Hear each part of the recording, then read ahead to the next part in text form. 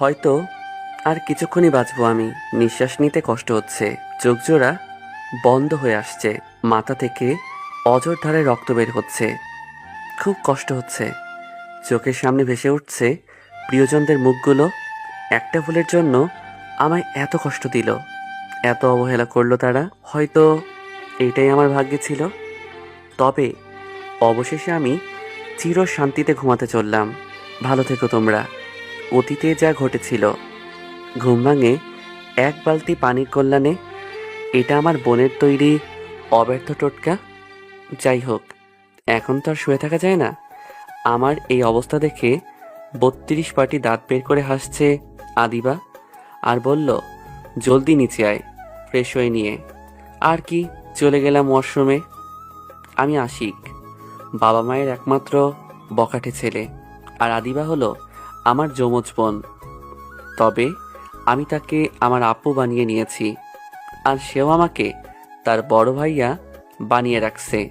আমরা দুজনেই এবার অনার্স লাস্ট ইয়ারে। পড়াশোনায় অত ভালো নই আমি। আদিবার খাতা কপি করেই এই পর্যন্ত এসেছি। তবে এমনি এমনি নয়, আমার আপুটা প্রচণ্ড ঘুষখোর। আমাকে তার জন্য প্রতিদিন চকলেট, আইসক্রিম, ফুচকা কিনতে হয়। যাই হোক, এবার নিচে যেতে হবে। কি রে, তোর এতক্ষণ লাগে ঘুম থেকে উঠতে? না মা, তোমার ছেলে তো সারা রাত চুরি করছিল, তাই হয়তো ঘুম ভাঙতে সময় লেগে গেছে। দেখো আদিবা আপু, একদম ভালো হবে না কিন্তু। এই, তুই আমার বড় হয়ে আমাকে আপু বলছিস কেন ভাইয়া? তোরা থামবি? মা, বলো না আমাদের মধ্যে কে বড়? বেশি বকর বকর না করে নাস্তা করে কলেজে যা। এরপর আমরা বের হয়ে পড়লাম কলেজে যাওয়ার জন্য। আমাকে কলেজে সবাই সম্মান করে, কারণ আমার নিজের একটা গ্রুপ আছে, একটু বখাটে টাইপের। এই জন্য আমার বোনকে বিরক্ত করার সাহস করা হয় না। এতে আমার বোন একটু আমার প্রতি বিরক্ত। যাই হোক, আমার বোনকে কলেজে নামিয়ে দিয়ে চলে গেলাম অন্য একজনকে বিরক্ত করতে। তার নাম হলো আখি, অসম্ভব সুন্দরী, আমাদের অফিসের ম্যানেজারের মেয়ে। এবার অনার্স প্রথম বর্ষে। ৩ বছর ধরে পিছনে পড়ে আছি, কিন্তু এই মেয়ে আমাকে দেখতেই পারে না। ৩ বছরে আখিকে কতবার প্রপোজ করেছি তার হিসাব নেই। প্রত্যেকবারই থাপ্পড়, গালি আর জুতাও ছুঁড়েছে অনেকবার, কিন্তু তারপরও আখির পিছু ছাড়িনি। বড্ড ভালোবাসি যে। কেন বুঝে না মেয়েটা? কেমন আছো আখি? আজকে তোমাকে খুব সুন্দর লাগছে। তুই আবার আইছস? তোকে না বললাম আমার সামনে আসবি না? তখনই আশিক তাকে হাঁটু ভেঙে বসে আবারও প্রপোজ করে। আখি ঘুরে আশিককে থাপ্পড় মারতে যাবে, দেখেই তো আশিক নেই। সামনে চেয়ে দেখে আশিক কোথাও যেন যাচ্ছে। যাক, ভালো হলো, হাপড়টা বিদায় হয়েছে। দেখলাম আবিরাকে, খুবই অবাক হলাম। এই বইয়ের পোকাটা কলেজে রেখে এখানে কি করছে? একটু এগিয়ে গিয়ে দেখলাম একটা ছেলের সাথে আমার বোনের কথা কাটাকাটি হচ্ছে। এক পর্যায়ে ছেলেটা আমার বোনকে থাপ্পড় মেরে দিল। আমার মাথায় রক্ত উঠে যায়। আমার আদরের বোনকে থাপ্পড় মারা! দৌড়ে ওখানে পৌঁছালাম। গিয়ে ছেলেটার কলার ধরে ঘুষি মারতে যাব, আদিবা আমার হাত ধরে ফেলে। ভাই, ওকে ছেড়ে দে। ওর সাহস হয় কি করে তোকে থাপ্পড় মারার? কে ও? ও আমার বয়ফ্রেন্ড। তোর বয়ফ্রেন্ড আছে? আর ও তোকে থাপ্পড় মারলো কেন? আমাদের 4 বছরের রিলেশনশিপ, কিন্তু আজকাল ও আমাকে এড়িয়ে চলে। ফোন দিলে ফোন ধরে না, ফেসবুকেও কোনো খবর নেই, যোগাযোগও করে না। পরে আমার বান্ধবী থেকে জানতে পারি ওর আরেকটা মেয়ের সাথে সম্পর্ক আছে। আজকে এই বিষয়ে কথা কাটাকাটি করার সময় ও আমাকে থাপ্পড় মারে। ও আমাকে ঠকিয়েছে ভাই। তাহলে ওকে বাঁচালি কেন? মেরে তক্তা বানিয়ে দিতাম।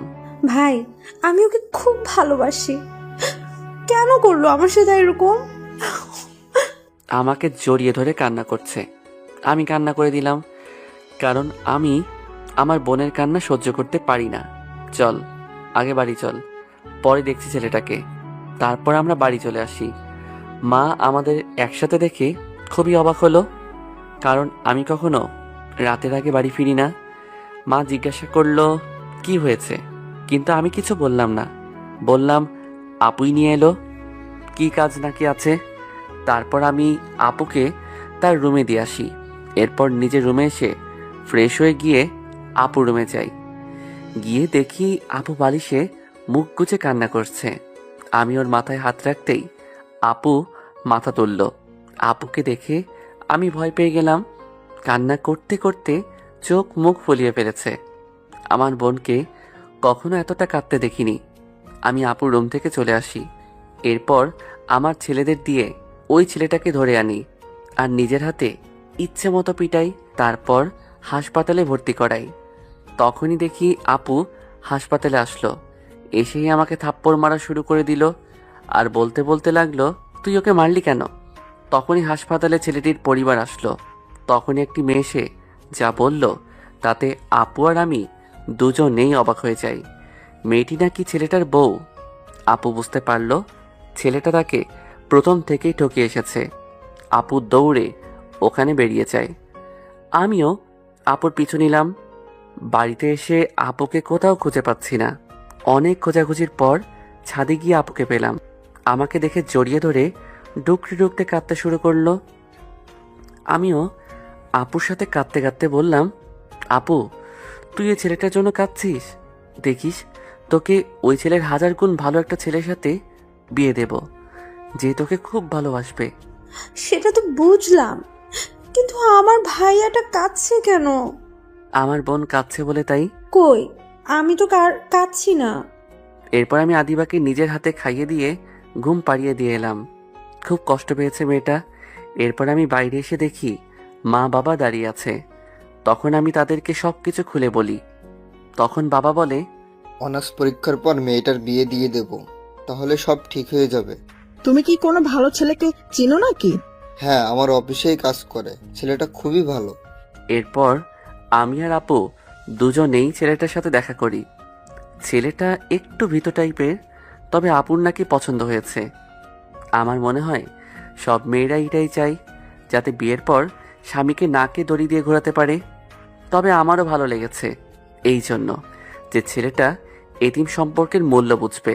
বিয়ের পর আপুকে নিয়ে আমাদের বাড়িতেই থাকবে, সব সময় আপু আমাদের সাথে থাকবে। দেখতে দেখতে আমাদের পরীক্ষা শেষ হয়ে যায় আর সেই সাথে ধুমধাম করে আপুর বিয়েটা হয়ে যায়।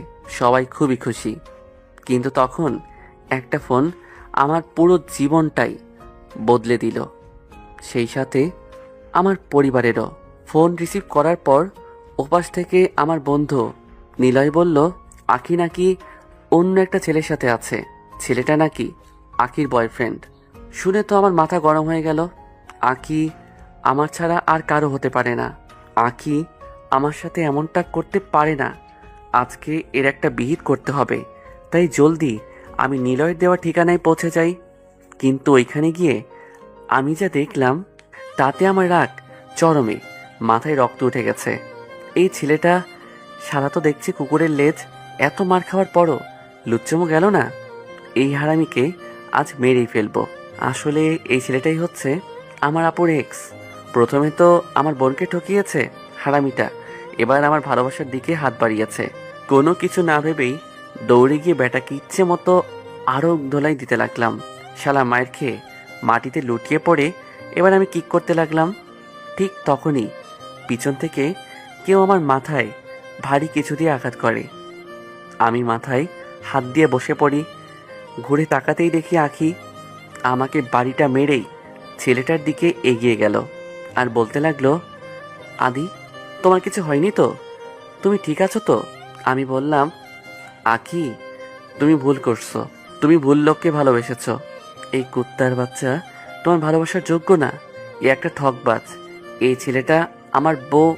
আরে জানি জানি, তোর বোন তো একটা বেশ্যা। সে আবিরকে নিজের যৌবনের জ্বালা মেটানোর জন্য ব্যবহার করেছে। তুইও তোর বোনের মতোই একটা লুচ্চা ইতর বদমাইশ। আমার মনে হয় তোর বাবা মাও ওরকম ছিল। আরে ভালো মানুষের ঘরেই তো ভালো মানুষ হয়। তোরা তো। চিৎকার করে কথাগুলো বলল। এবার রাগে আমার শরীর কাঁপতে লাগলো। আমার কানে কানে বারবার আখির কথাগুলো বাজতে লাগলো।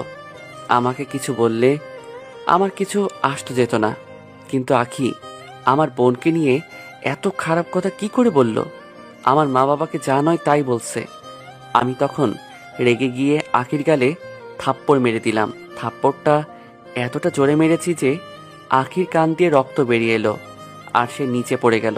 তখন আমি ওর চুলের মুঠি ধরে উঠালাম। কি বললি তুই? তোর সাহস তো কম না?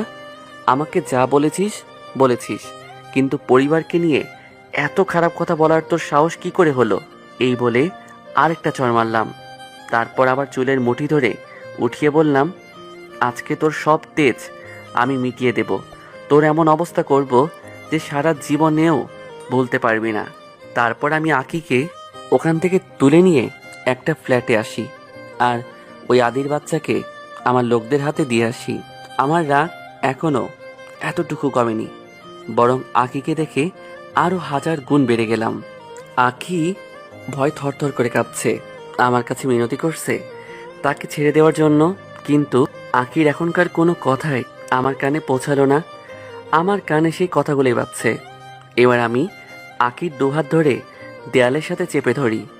এবার আকি চিৎকার করতে লাগলো, কিন্তু আকির চিৎকার কেউ শুনতে পাবে না। বাইরে মুষলধারে বৃষ্টি হচ্ছে। আখির এরকম অবস্থা দেখে যেন আমি নর পশুতে পরিণত হয়ে গেছি। আমি হিতাহিত জ্ঞানশূন্য হয়ে গেছি। আখির ঠোঁটে একটা লম্বা কিস করি। তারপর আখি আমার মুখে থুতু মারে।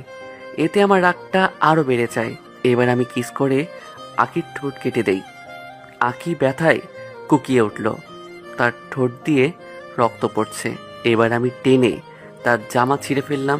আকি নিজেকে বাঁচানোর চেষ্টা করছে, আমার কাছে অনেক কাকুতি মিনতি করতে লাগলো, কিন্তু এই সময় আমার কানে কিচ্ছু যাচ্ছে না।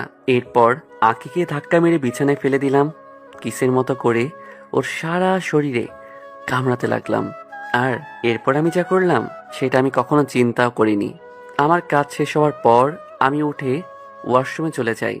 ওয়াশরুমে যাওয়ার পর আমার টনক নড়ল। এটা আমি কি করলাম? এতটা নীচ কাজ আমি কি করে করতে পারলাম? তাও আবার আমার ভালোবাসার মানুষটার সাথে এমন করলাম কি করে? আমি এতটা খারাপ কি করে হয়ে গেলাম? বন্ধুরা, রাগের মাথায় আমরা অনেক সময় এমন কিছু কাজ করে ফেলি যা আমরা কখনো কল্পনাও করি না, কিন্তু রাগ আমাদের দিয়ে সেই কাজটাই করায়। তাই আমাদের উচিত নিজের রাগকে সংযত করার চেষ্টা করা, কারণ কোনো কিছু করে ফেললে আমাদের তার জন্য চরম মূল্য দিতে হয়। তারপর আমি ওয়াশরুম থেকে বেরিয়ে আসি। এসে দেখি আখি বিছানার এক কোনায় বসে ঠুকরে ঠুকরে কাঁদছে। এই কান্না নীরব কান্না। এই কান্নার কোনো আওয়াজ হয় না, শুধু কষ্টটাই থাকে পুরোটা জুড়ে। আমি কেন হয়তো কোনো পুরুষই এই কান্নার ভেতরের কষ্টটা বুঝতে পারবো না। আখি শরীরের দিকে তাকিয়ে নিজের ওপরে রাগ হচ্ছে খুব। এতটা নির্দয় আমি কি করে হলাম? এতটা পশুসুলভ আচরণ আমি কি করে করতে পারলাম? ছি আশিক, ছি, তুই একটা মেয়ের সাথে এমনটা কি করে করতে পারলি? আখির সারা শরীরে আঁচড় ও কামড়ের দাগ বসে গেছে। ওর সারা শরীর ফুলে গেছে। আমার চোখ দিয়ে পানি চলে আসলো। আমার নিজের ভালোবাসার মানুষের সাথে আমি এমনটা কি করে করলাম? আকি কি আমায় কোনো দিনও এর জন্য মাফ করবে? আমি আখির কাছে যেতেই আখির কান্না বন্ধ হয়ে গেল। আমি বললাম, আখি, আমাকে ক্ষমা করে দাও। আমি রাগের মাথায় কি করে ফেলেছি তা আমি নিজেও জানি না। তুমি আমার পরিবারকে এত খারাপ খারাপ কথা বলছিলে বলে আমি আমার রাগকে কন্ট্রোল করতে পারিনি। আমাকে মাফ করে দাও আখি। এই বলে আখির হাত ধরতে গেলাম। আখি চিৎকার করে বলে ওঠে, সাবধান, আমাকে টাচ করবি না শয়তান। তোকে দেখলেও আমার ঘৃণা হচ্ছে। আবার বলতেছিস তুই নাকি আমাকে ভালোবাসিস। এই তোর ভালোবাসার নমুনা? সরি আমি যা করেছি তার জন্য, কিন্তু এখন তোমার চিকিৎসা দরকার। তুমি আমার সাথে চলো, হাসপাতালে যেতে হবে। দেখো, কাঁদলে তো আর সব ঠিক হয়ে যাবে না, তাই না? আর বিশ্বাস করো, আমি তোমাকে সত্যি ভালোবাসি। না, এইভাবে হবে না। আমি আখিকে কোলে করে গাড়িতে বসাই আর গাড়ি চালিয়ে সোজা হাসপাতালে। তারপর আখির চিকিৎসার ব্যবস্থা করি। ডক্টর দেখে বলে, এমন অবস্থা কি করে হলো? আমরা কিছু বলছি না দেখে নিজের কাজ করে ওষুধ লিখে দিয়ে কেবিন ত্যাগ করে। এরপর আমি ওষুধ আর খাবার কিনে এসে দেখি আখি ঘুমাচ্ছে। ঘুমের মধ্যে ওকে খুব শান্ত আর নিষ্পাপ লাগছে, কি করে যে এমন মেয়ের সাথে এই ব্যবহারটা করলাম আমি ভেবে পাই না। মেয়েরা এমন কেন? এত বছর ধরে আমি ওর পিছনে পড়ে আছি, শত অপমান সহ্য করেও ওর পিছু ছাড়িনি, শুধু ওর থেকে একটু ভালোবাসা পাবার আশায়। আসলে সত্যিকারের ভালোবাসার কদর আজকাল কম। এই জন্যই তো আখি ওই প্লেবয় প্রেমে পড়ে আর এতটাই বিশ্বাস করে যে ওই ছেলে যা বলেছে সবই বিশ্বাস করে ফেলেছে। আখির ঘুম ভেঙে যায়, আমাকে দেখেই মুখ ফিরিয়ে নেয়। আখি, খাবারটা খেয়ে নাও, এরপর ওষুধগুলো খেতে হবে। তোর আনা কোনো জিনিসই আমি খাবো না, আমার ঘৃণা হয় তোকে দেখলে। দেখো, আমি সত্যি সরি, আমি মানছি আমার ভুল হয়েছে, কিন্তু এখন খাবারটা খেয়ে নাও প্লিজ। এই বলে আমি ওর মুখের দিকে খাবারটা বাড়িয়ে দিলাম। ও আবারও মুখ ঘুরিয়ে নেয়। ব্যাস, মাথায় রাগ উঠে গেল, সোজা আঙুলে ঘি উঠবে না। তাই এবার, এই মেয়ে, তুই খাবি কিনা বল। না। তখন আমি এক হাতে ওর মুখ টিপে ধরে আরেক হাতে খাবার ঢুকিয়ে দেই। তখনও বাধ্য হয়ে খাবারটা খেলো। তারপর আমি ওকে ওষুধ খাওয়ানোর পর সে ঘুমিয়ে পড়ে। তখন আমি চেয়ারে বসেই ঘুমিয়ে পড়ি। সকালে আমার ঘুম ভাঙে কারো ধাক্কাতে। চোখ খুলে দেখি আখি বেডে নেই। আমি ঘাড় ফিরিয়ে দেখি পুলিশ। মিস্টার আশিক, আপনাকে একবার আমাদের সাথে থানায় যেতে হবে। কিন্তু কেন? আপনার বিরুদ্ধে একটি মেয়ে ধর্ষণের অভিযোগ করেছে। আমার বুঝতে বাকি রইল না এটা আখির কাজ। এরপর আমি পুলিশের সাথে থানায় পৌঁছালাম। গিয়ে দেখি আমার পুরো পরিবার আর আখির বাবা সেখানে বসে আছে। তখন আমার বাবা আমাকে দেখে আমার কাছে এসে জিজ্ঞাসা করলো, মেয়েটা যা যা বলছে তা কি সত্যি? মাথা নিচু করে হ্যাঁ জানান দিলাম।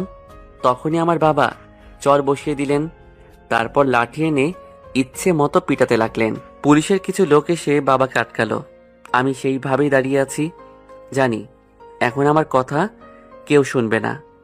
তুই আমার ছেলে হয়ে এমন কাজটা কি করে করলি? তোর জন্য সমাজে মুখ দেখাতে পারবো না। তোকে জন্মের আগে মেরে ফেলা উচিত ছিল, তাহলে আজ আমার বংশের এত বড় দাগ লাগতো না। তোকে আমার নিজের ছেলে বলেও পরিচয় দিতে ঘৃণা হচ্ছে। দেখুন, আপনারা এসব ঝগড়া বাদ দিয়ে ভিতরে এসে বসুন, সবকিছু ওখানেই বলা যাবে। দেখুন, পুরো ঘটনাটা এখানে আমরা সকলেই জানি, আর মিস্টার আশিকও তার অপরাধ স্বীকার করে নিয়েছে। এখন আপনাদের কাছে দুইটা রাস্তা আছে। প্রথমত, আপনার ছেলে মেয়ের বিয়ে দিতে পারেন, এতে আপনাদের উভয় পরিবারের জন্যই ভালো হবে। আর দ্বিতীয়টা হলো, আশিকের শাস্তি এখন আপনারাই ঠিক করুন, কি করবেন। দুই পরিবার কিছুক্ষণ কথা বলে জানালো তারা বিয়ে করাবে, আর এতে আমিও রাজি। কারণটা তো জানিনি, কিন্তু তখনই আমি এই নরপশুটাকে বিয়ে করতে পারবো না, আমি বিচার চাই। এর এমন শাস্তি হোক যাতে আর কোনোদিনও এমন কাজ করতে না পারে।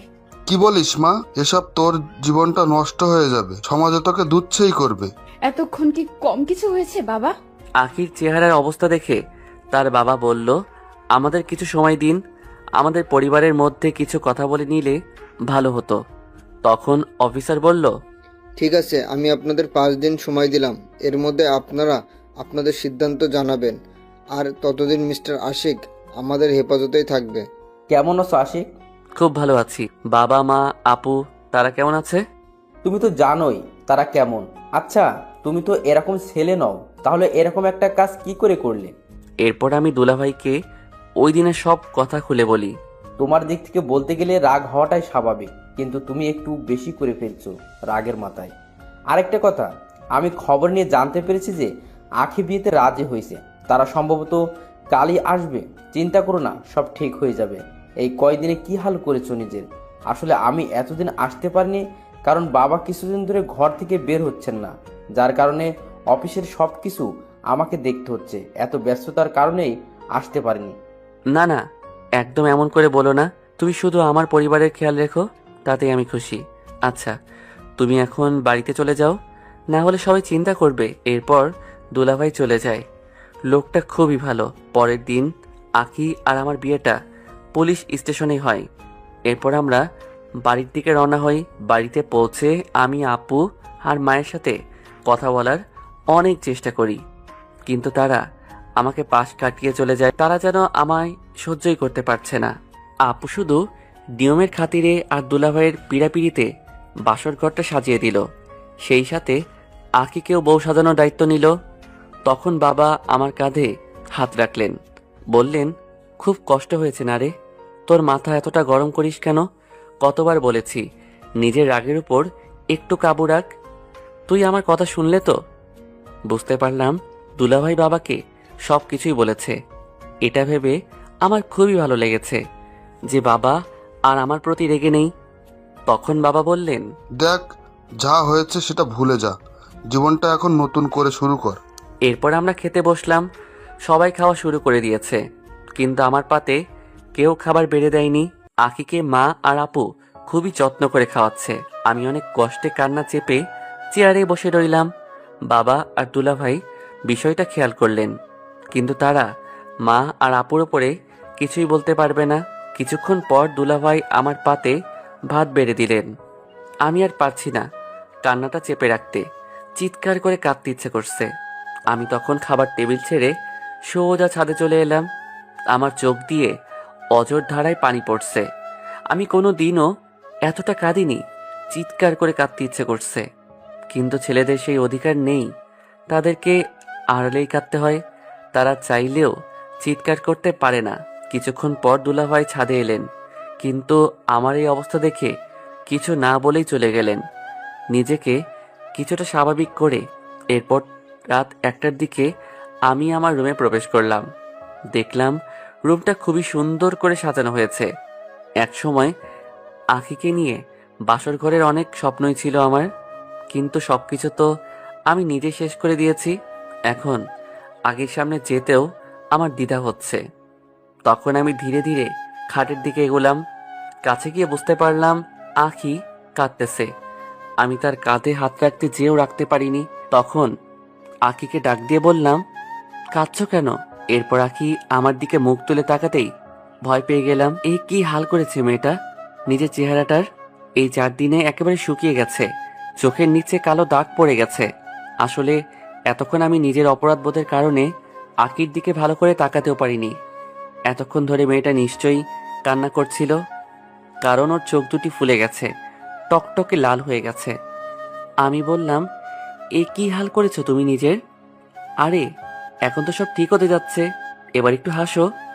তখন আখি আমার দিকে অগ্নি দৃষ্টিতে তাকালো আর বলল, তোর মতো চরিত্রহীন লম্পটের সাথে আমি থাকতে পারবো না।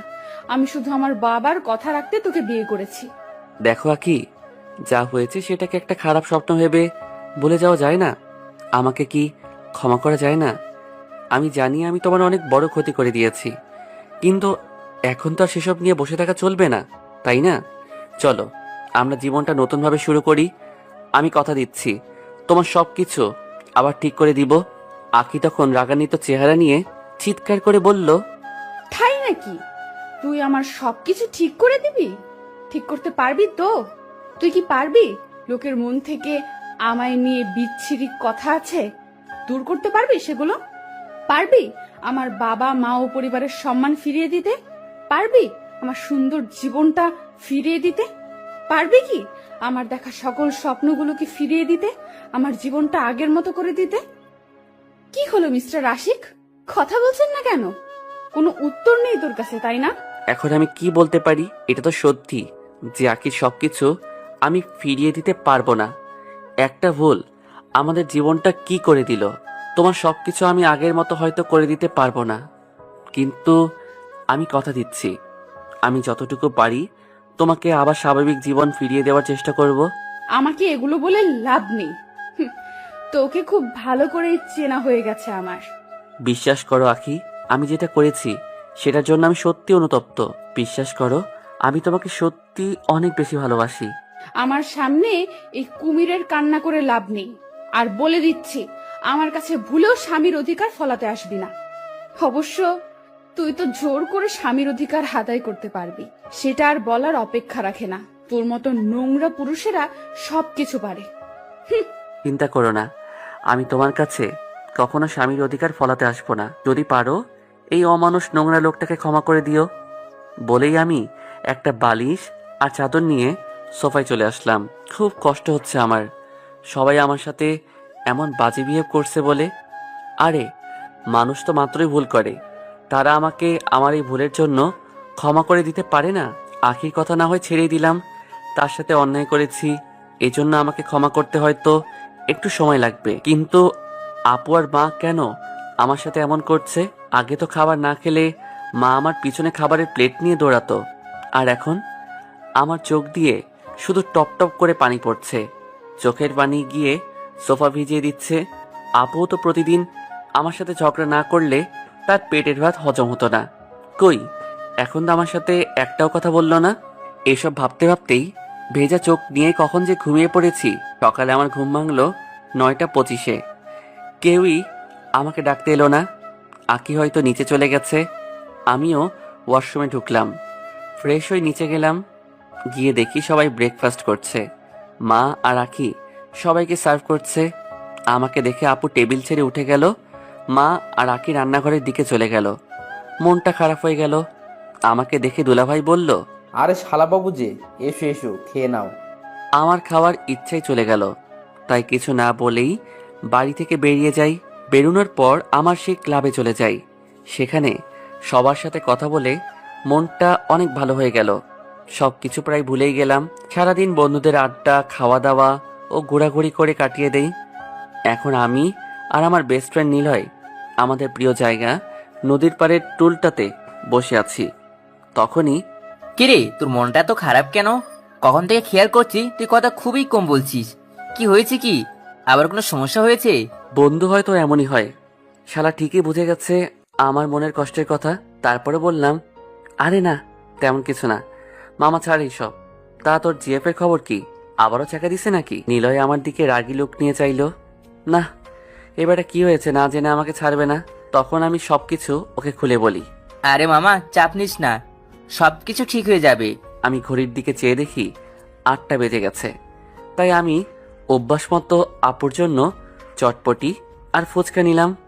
আগেই বলেছি যে প্রতিদিন আপুর জন্য কিছু না কিছু আমায় নিতে হতো, তাই আজকেও নিলাম। সেই সাথে আখির জন্য নিলাম। তারপর বাড়ির দিকে রওনা দিলাম। বাড়ি পৌঁছে আমি সোজা আপুর রুমে গিয়ে নক করি।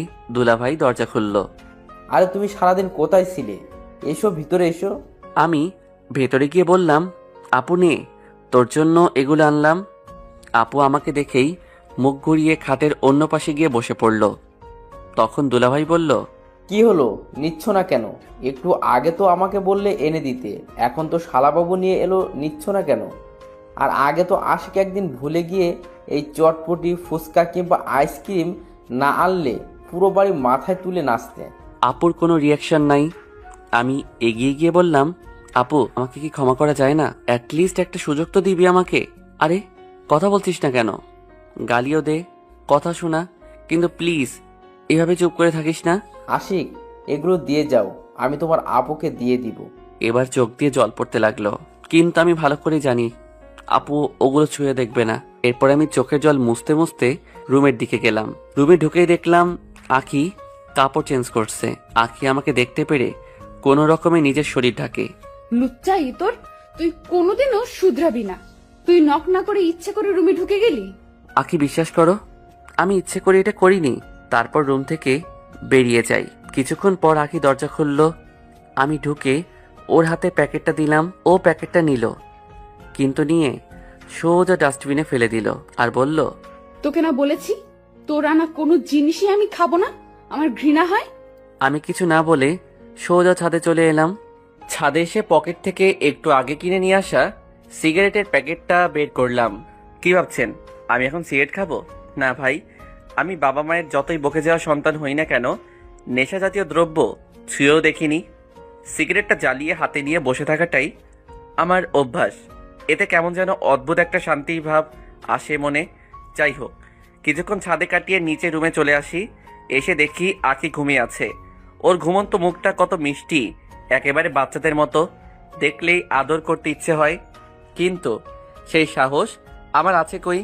বাই চান্স ঘুমটা ভেঙে গেলে আমার ঘাড় মটকে দিবে মেয়েটা। আর কি, এখন সোফায় শুয়ে আখির মায়াবী মুখটি দেখতে দেখতে ঘুমিয়ে পড়লাম। আজকেও কেউ ডাক দিতে আসেনি। আমি ঘুম থেকে উঠে ফ্রেশ হই নেই, কিন্তু এখন আর নিচে যাব না, কারণ আমাকে দেখলেই তো সবার খাওয়া বন্ধ হয়ে যাবে। আমি সোফাতেই বসে বসে ফোনটা বের করে টাইম পাস করতে লাগলাম। কিছুক্ষণ পর বাবা এলেন ঘরে, তবে হাতে করে আমার জন্য খাবার নিয়ে এলেন, কিন্তু অভিমানের ঠেলায় আমার আর খাওয়া হয়ে ওঠেনি। তখন বাবা বলল, তুই এক কাজ কর, এভাবে বাড়িতে বসে বসে কষ্ট না পেয়ে অফিসে জয়েন করে কাজে মন দে, দেখবি কাজে ব্যস্ত থাকলে কষ্টটা অনেক কমে যাবে। আমিও বাবার কথা মতো রেডি হয়ে বাবার সাথে অফিসে চলে গেলাম। বাবা আর দুলাভাই অফিসের সবার সাথে আমার পরিচয় করিয়ে দেয়, আর দুলাভাই আমাকে কাজগুলো দেখিয়ে দেয়। ব্যাস, এখন কাজে মন দিলাম। এভাবেই আমার দিন কাটতে লাগলো। মায়ের কাছে অনেকবার ক্ষমা চেয়েছি, কিন্তু কোনো লাভ হয়নি। মা বলে আমার জন্য নাকি তিনি কলঙ্ক গর্ভা হয়েছেন। আপু, আকি সেই আগের মতোই রয়ে গেল। এভাবে সবার অবহেলা নিয়ে কেটে গেল প্রায় 1 মাস। অবশ্য এখন আমি নিজেই তাদেরকে আমার এই অমানুষ চেহারাটা আর দেখাই না। দেখবে কি করে? আমি খুব সকালে ঘুম থেকে উঠে সোজা রেডি হয়ে বাইরে এসে সকালে নাস্তা করি। কারণটা নিশ্চয়ই আপনাদের অজানা নয়। এরপর সারাদিন অফিসের কাজ নিয়ে ব্যস্ত রাখি নিজেকে, এতে কষ্টটা একটু কম মনে হয় আর কি।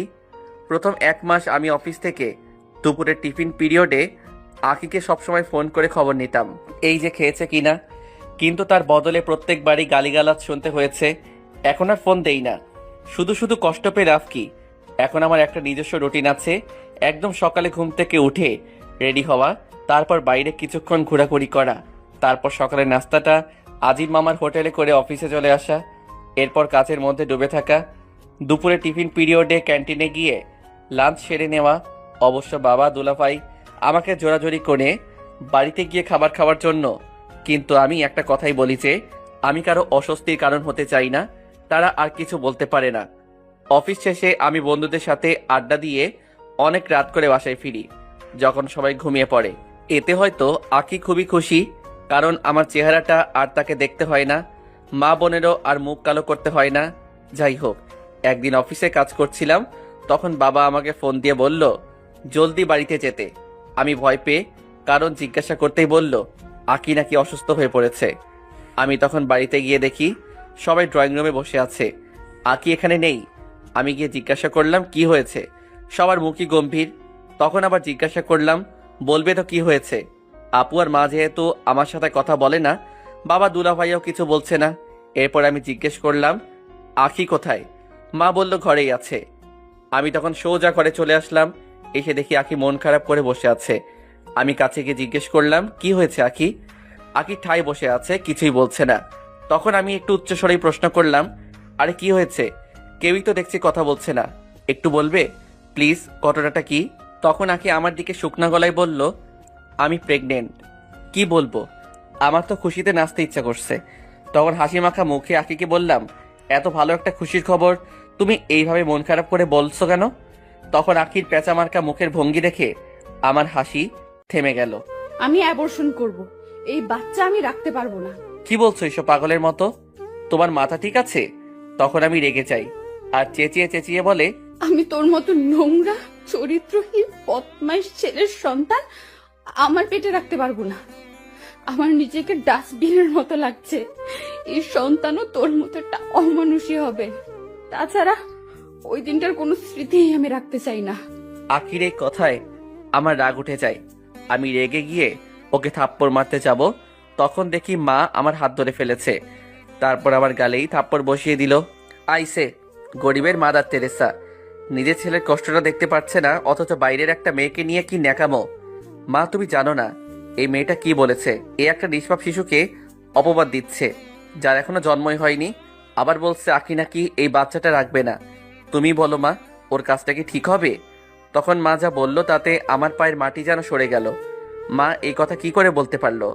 মা বলল যে তোর মতো সন্তান না হয় ভালো, এর কি গ্যারান্টি আছে যে বাচ্চাটা বড় হয়ে তোর মতো হবে না?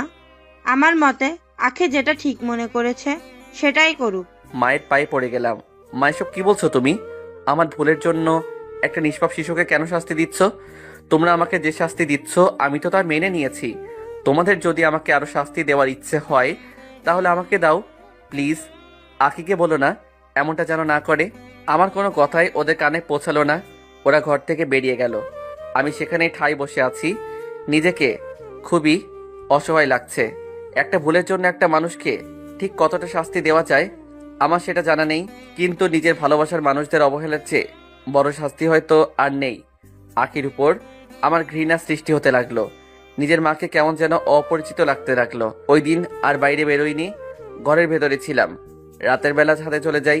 রাতের আঁধারের সাথে নিজের সকল দুঃখগুলো মিশিয়ে দেওয়ার চেষ্টা করলাম, যাতে সকালে সূর্যের স্নিগ্ধ আলোর সাথে সাথে আমার দুঃখ কষ্টগুলো মিলিয়ে যায়। কিন্তু সে চেষ্টা বৃথা। হঠাৎ করে বৃষ্টি শুরু হলো। বৃষ্টি আমার তেমন ভালো লাগে না, কিছুক্ষণ ভিজলেই জ্বর এসে যায়। কিন্তু আজকে কেমন যেন অদ্ভুত রকম ভালো লাগা কাজ করছে। বৃষ্টির ফোঁটায় ফোঁটায় যেন আমার কষ্টগুলো ধুয়ে যাচ্ছে। আমার শরীর, মন, মস্তিষ্ক সব যেন কেমন ঠান্ডা হয়ে আসছে। এই যেন এক অনন্য অনুভূতি। যতক্ষণ বৃষ্টি ছিল ততক্ষণই ভিজলাম। বৃষ্টি থামার পর ছাদ থেকে নেমে পড়ি, তারপর ওয়াশরুমে গিয়ে চেঞ্জ করে নেই, তারপর সোফায় গিয়ে শুয়ে পড়ি। রাতে খুব জ্বর আসে। সকালে চোখ খুলতেই দেখি বাবা আমার মাথায় জল ঢালছে। তারপর আমাকে খাবার খাওয়ার জন্য বলে, আমি না করে দেই। তারপর আমাকে বিছানায় শুইয়ে দিয়ে চলে যান তিনি জানেন আমি যখন একবার বলেছি যে খাবো না, তার মানে খাবো না। কিছুক্ষণ পর একটা ফোন আসলো। প্রথমবার ধরতে পারিনি, তাই আবার ফোন দিলে ধরতেই ওপাশ থেকে দুলাভাই বলল আখি নাকি আপুকে নিয়ে হাসপাতাল গেছে অ্যাবরেশন করার জন্য। আমি তখনই বাড়ি থেকে বেরিয়ে আসলাম। যদিও জ্বর এখনো আছে, কিন্তু আমি না গেলে অনেক বড় ক্ষতি হতে চলেছে। গাড়িতে উঠে আপুকে ফোন দিলাম, ধরছে না। তখন আখিকে দিলাম, কিন্তু কোনো সাড়া নেই। অনেকবার ট্রাই করার পর আপু ফোন ধরলো। জিজ্ঞেস করলাম তারা কোথায় আছে। আপু অনেক বিরক্তি নিয়েই উত্তরটা দিল। আমি সোজা হাসপাতালে চলে এলাম। পৌঁছে দেখি আপু আর আখি হাসপাতালে সবে গাড়ি থেকে নেমেছে। আমি গাড়ি থেকে নেমে দৌড়ে তাদের কাছে যেতে চাচ্ছিলাম, কিন্তু আমার শরীর খুবই দুর্বল। কোনো মতে তাদের নাগাল পেলাম। আমি গিয়ে তাদের পথ আটকাই। এরপর বললাম, কি করতে যাচ্ছ তোমরা? আমি এটা কিছুতেই হতে দেব না। যাই হোক যাক না কেন, আমি তোমাদের আমার সন্তানকে এভাবে মারতে দিব না। আমি আকির হাত ধরে টানতে লাগলাম। কি বলবো, আমার শরীর তো খুবই দুর্বল। আমি আকির সাথে পেরে উঠলাম না। তারপর কোথা থেকে যেন দুজন লোক এসে আমাকে ধরে হাসপাতালের গেট দিয়ে বের করে দেয়। আমার মাথাটা কেমন যেন ঘুরতে লাগলো, যার কারণে আমি কোনো দিকে হাঁটছি সেটা বুঝতে পারছি না। কিন্তু আমি হাঁটছি, তাদেরকে আমায় আটকাতে হবে। তখন হঠাৎ করে কিসের সাথে যেন প্রচণ্ড ঝরে ধাক্কা খেলাম। আমি মাটিতে লুটিয়ে পড়লাম। বন্ধুরা, এতক্ষণ আমরা ফ্ল্যাশব্যাকে ছিলাম, এখন চলুন বর্তমানে ফিরি। আমার আশেপাশে লোকজনের আওয়াজ শুনতে পারছি, কিন্তু চোখ খুলতে পারছি না। আমি অজ্ঞান হয়ে যাই। আমার যখন জ্ঞান ফিরে তখন দেখতে পাই আমি হাসপাতালের বেডে শুয়ে আছি, কিন্তু মাথা তুলতে পারছি না। আমি ওঠার চেষ্টা করতেই নার্স আমাকে বলল, আরে আপনার জ্ঞান ফিরেছে তাহলে? আপনি জানেন আপনি কতদিন ধরে অজ্ঞান অবস্থায় ছিলেন? মানে কি বলতে চাচ্ছেন? আমি কতদিন অজ্ঞান ছিলাম? জি স্যার, আপনি আজ নিয়ে 25 দিন অজ্ঞান অবস্থায় ছিলেন। শুনে তো আমার মাথায় বাজ পড়ল। 25 দিন আমি অজ্ঞান ছিলাম? তখন নার্স বলল, স্যার আপনি রেস্ট নিন, আমি আপনার স্ত্রীকে খবর দিচ্ছি। বলতে হয় স্যার, খুব কপাল করে এমন স্ত্রী পেয়েছেন। আজকালকে তো হাসপাতালের নার্সদের উপরে দায়িত্ব দিয়ে চলে যায় বাড়ির লোক, কিন্তু আপনার স্ত্রী দিন রাত আপনার কাছে বসেছিলেন, আপনার সেবা যত্ন করতেন, এবং উনি কি একটা কাজে বাইরে গেছেন। তারপর নার্স চলে যায়। আমি এবার খুব ভালো রকম অবাক হলাম। আখি কি করে সম্ভব? সে তো আমাকে সহ্যই করতে পারে না। তাছাড়া আমার বাড়ির লোকেরাই বা কোথায় নার্স, তো তাদের কথা কিছুই বলল না। তারা কি এখনো আমার উপর রেগে আছে? যদি তাই হয় তাহলে বাবা দুলাভাই এরা কোথায়? এসব ভাবতে ভাবতে আমার মাথা চট পাকিয়ে গেল। তখনই দরজায় কারো আগমন, হয়তো দৌড়ে এসেছে। মেয়েটি খুব হাঁপাচ্ছে। মেয়েটির বয়স আনুমানিক 23-25 হবে। গায়ের রং তেমন ফর্সা না হলেও মেয়েটির মুখ ভীষণ মায়াবী। চোখ দুটি বড় বড়। কাজল নেই অবশ্য, কাজলের দরকারও নেই। মেয়েটির চোখে যেন সরোবরের কালো জল চিকচিক করছে। পরনে সালোয়ার কামিজ, সাজসজ্জা তেমন নেই, তবে এই হালকা সাজেই মেয়েটিকে অপূর্ব লাগছে। ঠোঁটে একটা প্রশান্তির চোখ করা হাসি। মোট কথা মেয়েটির যা রূপ, তাতে যে কোনো পুরুষই প্রেমে পড়তে বাধ্য। মেয়েটি এক দৃষ্টিতে আমার দিকে তাকিয়ে আছে। কিন্তু কে এই মেয়ে? আমার এখানে কি করতে এসেছে? এসব ভাবছি, তখন নার্স এসে বলল, ও ম্যাডাম, আপনি এসে পড়েছেন। আমি বুঝতে পারলাম এই সেই মেয়ে যাকে নার্স আমার বউ বলছে। তার মানে আমি ভুল ছিলাম। আখি নয়। তখন মেয়েটি আমার পাশে একটা চেয়ারে বসলো। পুরো রুমটা একটা মিষ্টি গন্ধে পড়ে গেছে, যাকে বলে মাতাল করা সুগন্ধ। মেয়েটির গা থেকেই এই মিষ্টি ঘ্রাণ আসছে। মেয়েটি আমাকে কিছু বলতে চাচ্ছে, কিন্তু সংকোচ বোধ করছে। আর এমন একটা বেচারি টাইপ চেহারা হয়ে আছে যে আমার হাসি পেয়ে গেল। আমার হাসি দেখে মেয়েটিও হেসে দিল। আমি বললাম, আপনি তাহলে আমাকে হাসপাতালে নিয়ে এসেছেন? এবার সে কথা বলল, হ্যাঁ মিস্টার, আমি আপনাকে এখানে নিয়ে এসেছি। কেমন আছেন এখন? ভালো। আপনাকে ধন্যবাদ। আরে ধন্যবাদের কি আছে, আমরা মানুষই তো মানুষকে সাহায্য করব, এটা তো আমার দায়িত্ব ছিল। তাছাড়া আপনার এই অবস্থার জন্য আমিই তো দায়ী। মানে বুঝলাম না, আপনি দায়ী মানে? আপনি তো আমার গাড়িতে অ্যাক্সিডেন্ট করেছেন। আসলে আমি নতুন ড্রাইভিং শিখেছিলাম, কিন্তু উত্তেজনায় গাড়ির স্পিড এতটা বাড়িয়ে দিয়েছিলাম যে কন্ট্রোল করতে পারিনি। তার ফলে আপনার এই অবস্থা হয়েছে। I am sorry. আরে না না, যেটা হয়েছে সেটা হয়েছে, তা নিয়ে মাথা ঘামিয়ে লাভ নাই। কিন্তু আমি একটা ব্যাপার বুঝতে পারছি না, নার্স কেন আপনাকে আমার স্ত্রী বলছিল? তখন দেখি মেয়েটি লজ্জা পেয়ে যায়। বাহ, মেয়েটির লজ্জা মিশ্রিত মুখটা তো ভারী মিষ্টি লাগছে। মেয়েটি একটা হাসি দিয়ে বলল, এর জন্য আমি সরি। আসলে আপনার অবস্থা খুবই খারাপ ছিল, যেহেতু অ্যাক্সিডেন্ট কেস, তাই ডক্টরের চিকিৎসা করতে চাইছিল না। তাই আমি বাধ্য হয়ে বলি যে আমি আপনার বউ। সেটা তো বুঝলাম, কিন্তু নার্স বলছিল আপনি নাকি আমার দিনরাত সেবা করছেন। এটা তো করতেই হতো, আমার জন্যই তো আপনার এই অবস্থা হয়েছে, তাই না? আমি ভাবছি কি আশ্চর্য, আমার নিজের লোকেরা আমাকে ফেলনা করে রেখে দিয়েছিল, আর এই মেয়েটাকে আমি আগে কখনো দেখিও নি, না ছিল কোনো পরিচয়, অথচ মেয়েটা নাকি আমাকে সেবা করে সুস্থ করে তুলেছে, আর নিজের ভুলের জন্য বারবার ক্ষমাও চাচ্ছে, যেটা নাকি সে নিজের অনিচ্ছাই করেছে। কত পার্থক্য এই মেয়েটা আর আমার আপনজনদের মধ্যে। আমি যখন আমার পুরনো দিনগুলির কথা ভাবা শুরু করছিলাম, তখন মেয়েটির ডাকে আমি বাস্তবে ফিরলাম। ও হ্যালো মিস্টার, কোথায় হারিয়ে গেলেন? না না, কিছু না, আপনি বলুন কি বলবেন। আমি বলবো মানে? এখন তো বলবেন আপনি। আপনার সম্পর্কে তো আমি কিছুই জানি না, আর আপনার পরিবারকেও জানাতে হবে আপনার কথা। তারা হয়তো ভীষণ চিন্তায় আছেন। আমি আস্তে আস্তে নিজের মনে মনে বললাম, আমার জন্য চিন্তা করার মতো কেউ নেই। কিন্তু এ কি, মেয়েটার কান মনে একটু বেশি পাতলা, আমার কথা শুনে ফেললো। চিন্তা করার মতো কেউ নেই মানে? আপনার কি কেউ নেই? না, আমার পৃথিবীতে কেউ নেই, সবাই আমার জীবন থেকে হারিয়ে গেছে। মেয়েটিকে কিছু বলতে চাইনি, কারণ আমার কষ্টের কথা শুনিয়ে কাউকে কষ্টিত করার কোনো মানে হয় না। তাছাড়া আমিও আর ওখানে ফিরে যেতে চাই না। অবশ্য বাবার জন্য খারাপ লাগছে, তবে এটাই ঠিক হবে, কারণ আমার জন্য বাবাকে কম কথা শুনতে হয়নি, কম অপমানিত হননি। খারাপ অতীতটা ভুলে যাওয়াই ভালো, সেটাকে বারবার মনে করে কষ্ট পাওয়াটা বোকামি। ও হ্যালো মিস্টার, আবার কোথায় হারিয়ে গেলেন? সরি, আমার কথার জন্য হয়তো আপনি কষ্ট পেলেন। আসলে আমি বুঝতে পারিনি যে আপনি অনাথ। অনাথ কথাটা যেন বিষের চুরির মতো বুকে বিঁধল, কারণ যারা অনাথ তাদেরকে অনাথ বললে এতটা কষ্ট হয়তো হতো না, কিন্তু আমার সবকিছু থাকতেও আজকে অনাথ। মেয়েটা কিছুটা বিরক্ত হয়ে বলল, আরে আপনি তো আজও, আমি আপনার সাথে কথা বলছি আর আপনি কি নিয়ে ভাবছেন? এভাবে কি কথা বলা যায়? সরি, আসলে আমি। থাক থাক, আর বলতে হবে না। আমরা এতক্ষণ ধরে কথা বলছি, আপনার নামটাই জানা হলো না। ও সরি, আমার নাম হলো আশিক, মানে মোহাম্মদ ইফাদুল ইসলাম আশিক। আপনি তো মিস্টার, সত্যি একটা বলদ গাধা কোথাকার। আরে একটা মেয়ে আপনার সাথে আগ বাড়িয়ে কথা বলছে আর আপনি কোনো কিছুই বলছেন না। মেয়েদের সাথে কিভাবে কথা বলতে হয় তাও তো জানেন না দেখছি। আরে অ্যাটলিস্ট আমার নামটা তো জিজ্ঞেস করবেন নাকি? সরি, আসলে আমি বুঝতে পারিনি। আচ্ছা, আপনার নাম কি? ঠিক আছে, আমার নাম হলো তানিশা আক্তার রেনু, তবে সবাই আমাকে রেনু বলেই ডাকে। খুব সুন্দর নাম। তাই? ধন্যবাদ, আপনার নামটাও সুন্দর। ধন্যবাদ। এভাবেই কেটে গেল আরো 10 দিন। রেনু আর আমি এখন খুবই ভালো বন্ধু। আজকে ডাক্তার বলল আমি বাড়ি যেতে পারবো। রেনুও আমার সাথে ছিল। রেনু বলল, চলো আশিক, তাহলে আমরা এখনই বাড়িতে চলে যাই। বাড়িতে নাই মানে? কোথায়? কেন, আমাদের বাড়ি যাবে না? না গেলে তুমি যাবেটা কোথায় শুনি? আমাকে আর কিছু বলতে না দিয়েই রেনু আমার হাত ধরে টানতে টানতে গাড়ির কাছে নিয়ে গেল। আমাকে সামনের সিটে বসিয়ে দিয়ে নিজে গিয়ে ড্রাইভিং সিটে বসলো। আমি বললাম, তুমি গাড়ি চালাবা? দেখো, আবার যেন আমাকে হাসপাতালে পাঠিও না, অনেক কষ্টে সেখান থেকে ছাড়া পেয়েছি। রাগানোর জন্য বললাম।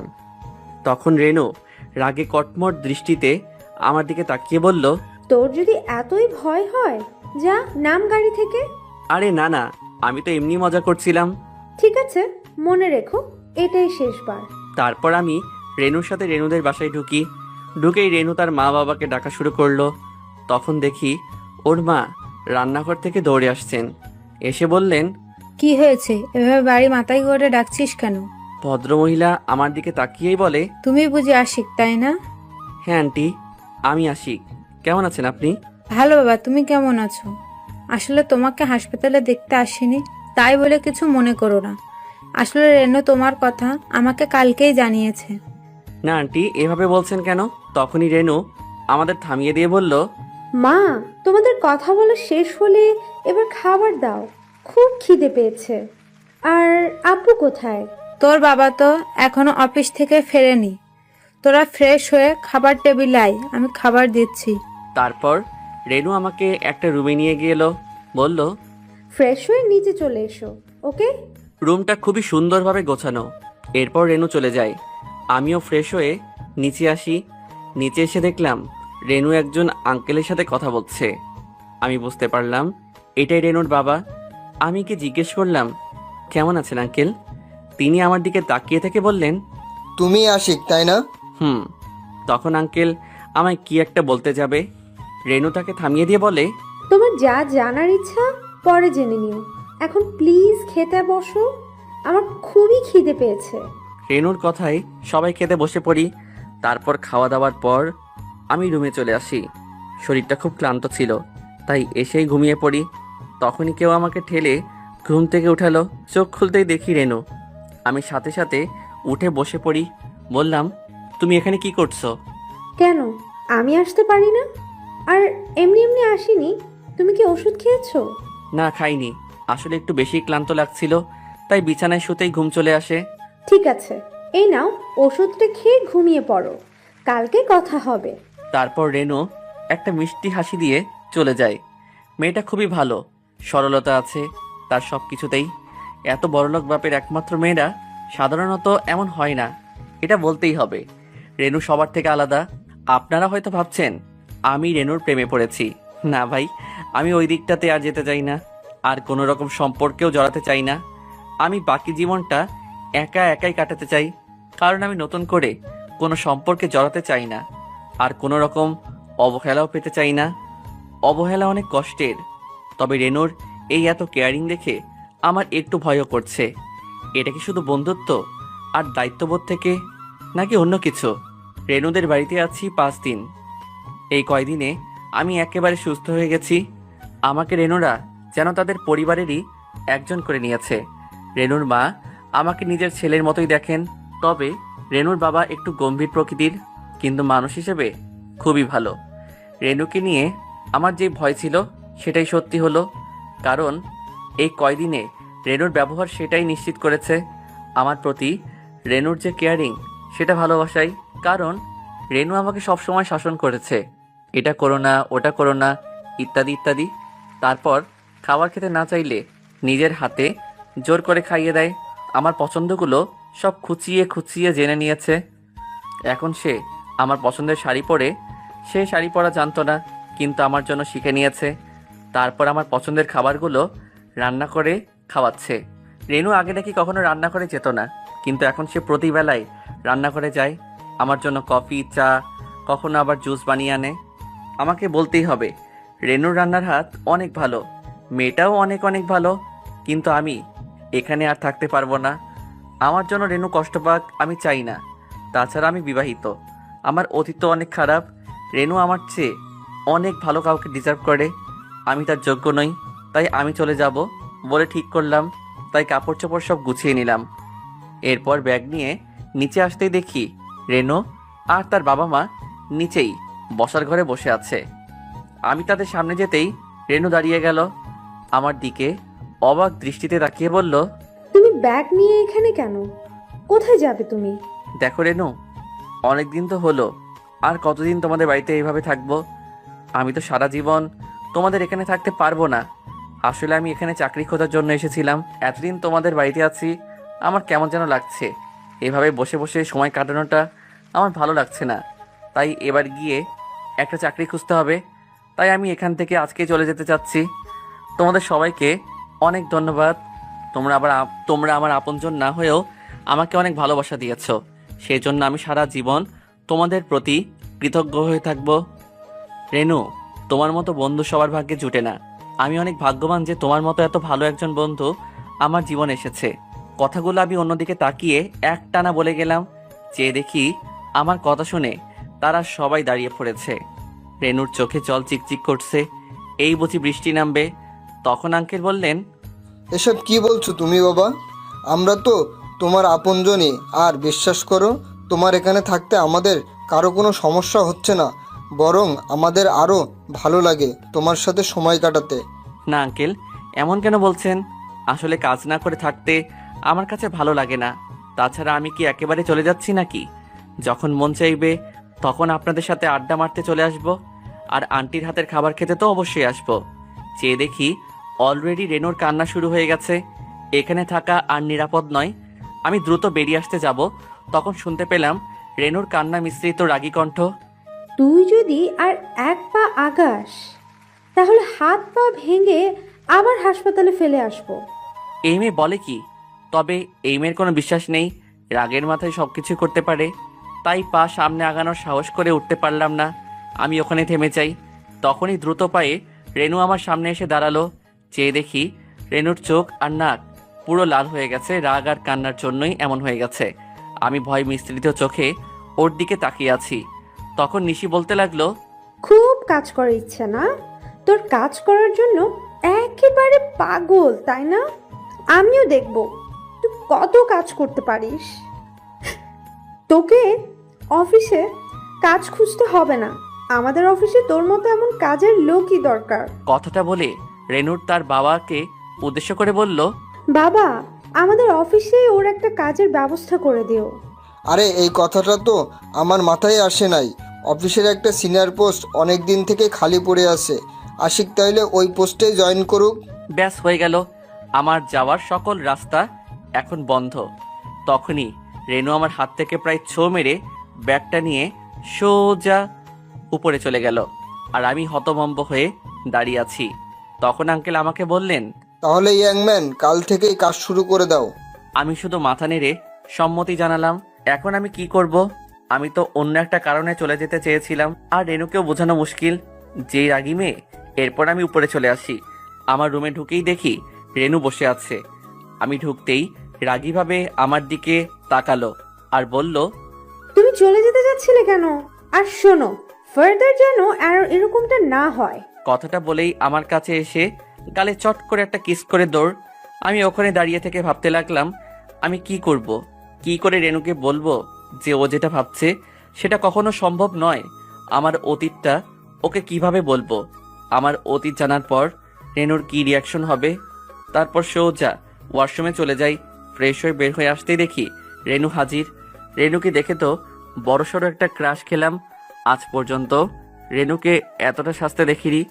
নীল শাড়িতে রেনুকে একেবারে নীল পরীর মতো লাগছে। আমি অপলক রেনুর দিকে তাকিয়ে আছি। রেনুর ডাকে আমার ঘোর কাটলো। রেনু আমার দিকে তাকিয়ে মুচকি হাসি দিয়ে বলল, এমন হা করে থাকলে মুখে শুধু মশা মাছি না, ডাইনোসর ঢুকে যাবে। আমি কিছুটা ইতস্তত ভাবে বললাম, কিসব বলো তুমি? তোমার দিকে হা করে দেখার কি আছে? আমি তো দেখছিলাম তুমি এতটা ময়দা মাখছো কেন? রেনু রেগে আগুন হয়ে গেছে। কি কি বললে তুমি? আমি ময়দা মাখি? এই প্রথম আমি এতটা সুন্দর করে সাজলাম, কোথায় তুমি আমার একটু প্রশংসা করবে তা না। এ কি সর্বনাশ! এই মেয়ে তো মজাও বোঝে না। এই একটা তুচ্ছ বিষয় নিয়ে কান্না শুরু করছে। আরে কি করছো কি তুমি? আমি তো শুধু মজা করছিলাম। তুমি কাঁদছো কেন?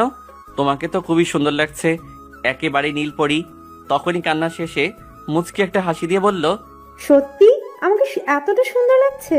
আরে হ্যাঁ, সত্যি তোমাকে আজকে খুবই সুন্দর লাগছে। আমি তো চৌকি ফেরাতে পারছি না। সত্যি? কিন্তু আমি একটা বিষয় বুঝতে পারছি না, তুমি হঠাৎ করে এতটা সেজেছো কেন? কোনো বিশেষ কারণ? কারণ আছে। কি কারণ শুনি? পরে বলবো, কিন্তু এখন তুমি এই পাঞ্জাবিটা পরে রেডি হয়ে নাও। আমরা আজকে একটা জায়গায় যাব। কিন্তু কোথায়? বেশি কথা না বলে যাও, পাঞ্জাবিটা পরে আসো। এরপর আমি রেনুর হাত থেকে পোশাকটা নিয়ে আবার ওয়াশরুমে ঢুকলাম। আমি ওয়াশরুম থেকে জামাটা পরে বাইরে এলাম। রেনু আমার দিকে তাকিয়ে বলল, তোমাকে এই পাঞ্জাবিটাতে কত কিউট লাগছে তুমি জানো, আমার তো মন চাইছে। কি মনে চাইছে? রেনু একটা মুচকি হাসি দিয়ে বলল। কিছু না, চলো, দেরি হয়ে যাচ্ছে। তারপর আমরা নিচে নেমে আসি। আন্টি আমাদের দেখে বলে, কোথায় যাচ্ছিস তোরা? মা, তোমাকে না বললাম আজকে আমার ফ্রেন্ড সাদিয়ার বিয়ে। আচ্ছা, আমরা এখন আসছি। সাবধানে যাস। আর বাবা আশিক, তুমি রেনুকে একটু দেখে রেখো। মেয়েটা বড্ড ঝগড়টে, যার তার সাথে ঝগড়া করে বসে। আন্টি চিন্তা করবেন না, আমি ওকে দেখেই রাখবো। এরপর আমি রেনুর গাড়ি নিয়ে বেরিয়ে পড়ি। তবে আজকে ড্রাইভিং সিটে আমি বসেছি আর রেনু আমার পাশে। রেনু আমাকে রাস্তা বলে দিচ্ছে। আমরা একটা গিফটের দোকানে এলাম। সেখান থেকে রেনু তার ফ্রেন্ডের জন্য একটা গিফট নিল। তারপর আমরা দোকান থেকে বেরিয়ে আবার রওনা দিলাম রেনুর ফ্রেন্ডের বাড়ির উদ্দেশ্যে। গাড়িতে যাওয়ার সময় রেনু আমাকে অনেক ধরনের প্রশ্ন করছিল, আর ওর এত বকবকের উত্তরে আমি শুধু হ্যাঁ করছিলাম। তারপরে দেখি এই মেয়েটা থাকছে না।